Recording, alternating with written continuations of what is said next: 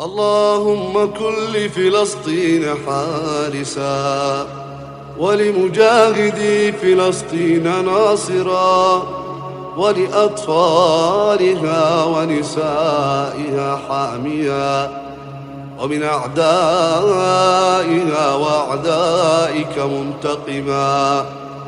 اللهم إنا نستودعك أهل غزة. أعوذ بالله من الشيطان الرجيم. بسم الله الرحمن الرحيم. يا من تحل به عقد المكاره، ويا من يفثأ به حد الشدائد، ويا من يلتمس منه المخرج إلى روح الفرج، ذلت لقدرتك الصعاب.